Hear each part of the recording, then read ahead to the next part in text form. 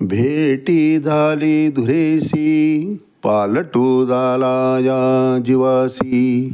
लोह लागले परियेसी, ते सुवर्ण झाले. ऐसा गुणागुणाचा दाता, तो विश्व व्यापिले रे अनंता. काय पाहतोसी आता, विमानी वाट पाहतोसी. माऊली ज्ञानेश्वर महाराज की जय.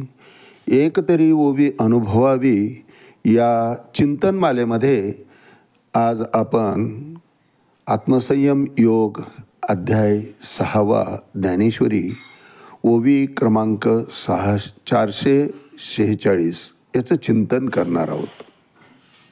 अर्थात हे चिंतन श्रीमद भगवद्गीता आत्मसंयम योग अध्याय 6 श्लोक 41 प्राप्य पुण्यकृतां लोकां उषित्वा शाश्वती समा शुचिनां श्रीमतां गेहे योग भ्रष्टो अभिजायते या श्लोकावरचं माऊलीनं केलेलं हे भाष्य त्याचं आपण चिंतन करणार आहोत.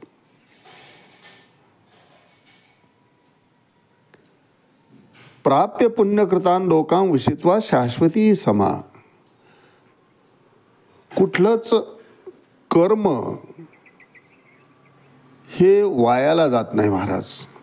वाईट कर्म केलं, दुष्कृत्य आपल्या हातून घडलं तर दुःख रूपानं त्याचं कर्मफळ निर्माण होत असतं आणि ते दुःख रूपानं भोगावं लागतं. त्याची गणना पाप कृत्यामध्ये होते आणि ते कर्मफळ दुःख रूपानं जीवाला भोगावं लागतं. या उलट जर सत्कर्म आपल्या हातून झालेलं असेल, तहानेल्याला पाणी दिलं असेल, भुकेल्याला भाकरी दिली असेल, गरजवंताला जी जी गरज आहे आणि ते देण्याचं सामर्थ्य आपल्यामध्ये आहे, अशी परिस्थिती निर्माण झाल्यानंतर सहजपणे सरळ हातानं आपण जर ते दिलेलं असेल, दुःखितांचे अश्रू पुसलेले असतील, तर निश्चित ते पुण्यकर्मामध्ये जमा होतं आणि अशा पुण्याचा संच जेव्हा वाढतो त्यावेळेस जीवन संपल्यानंतर, आयुष्याचा सूर्य मावळल्यानंतर त्या मनुष्याला त्या पुण्यकृत्याचं फळ निश्चित पुढच्या जन्मी मिळत असतं महाराज. आज आपण जे पाहतो की कशाचीही कमी नाही, संपूर्ण ऐश्वर्य त्यांच्या पायाजवळ लोळण घेत आहे असे गर्भ श्रीमंत आपण पाहतो, वैभवशाली घराणे आपण पाहतो. निश्चितच त्या सर्वांनी याच जन्मामध्ये, भूतकाळात किंवा गतजन्मामध्ये पुण्यकर्म केलेले असतात महाराज. आणि मग भगवंत सांगतात की प्राप्य पुण्यकृतां लोकां उषित्वा शाश्वती समा.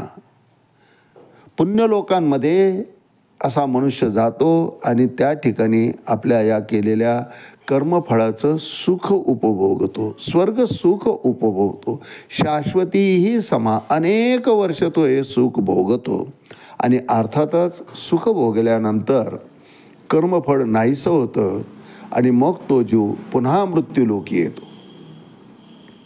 मग भगवंत सांगतात तो जर योगी असेल, योगारूढ झालेला असेल आणि योगारूढ झाला म्हणजे जीवनाचं अंतिम ध्येय मोक्षाची प्राप्ती, तो मोक्षाच्या ठिकाणापर्यंत गेलाच नाही, मध्येच त्याचं आयुष्य संपलं,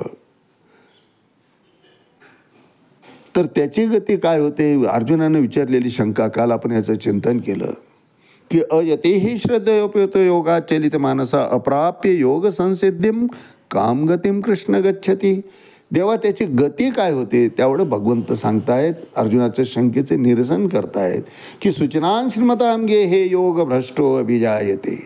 असा योग भ्रष्ट मनुष्य जर अल्पकाळामध्ये प्रगत होऊन त्याचं आयुष्य संपलं असेल, योगभ्रष्ट झाले होऊन जर तो वाट चुकला असेल आणि मध्येच आयुष्याचा सूर्य मावळला असेल, तर अशा योगभ्रष्टाला त्याचा पुण्याचा ठेवा हे तोपर्यंत पुण्य लोकांमध्ये राहता येतं, त्या ठिकाणचं सुख उपभोगता येतं. हे झालं परलोकीचं. पण इहलोकी, या मृत्यूलोकी तो जेव्हा पुन्हा जन्माला येतो तेव्हा त्याला मी श्रीमंताच्या घरामध्ये जन्माला घालतो. योग भ्रष्टो अभिजायते कुठे? सुचिनाम श्रीमताम गेहे. सुचिरभूत पवित्र अशा कुळामध्ये, ऐश्वर संपन्न अशा घरामध्ये अर्जुना मी त्याला जन्माला घालतो. आणि यावर भाष्य करताना माऊली 446 क्रमांकाच्या ओवीत या आत्मसंयम योगात म्हणतात की वेद जो जागेश्वरू सारा सार विचारू आहे.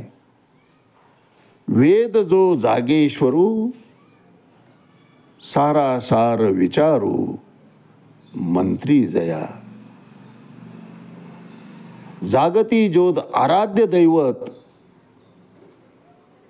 हा जो वेद आहे, ज्या कुळामध्ये या वेदाचं नित्य पठन होतं, नित्य जागृत दैवत म्हणून ज्यांच्या याच्यामध्ये वास असतो, स्वधर्माचं आचरण करण्यामध्ये जे घराणं परिपूर्ण असतं, अशा कुळामध्ये अर्जुना मी त्याला जन्माला घालतो.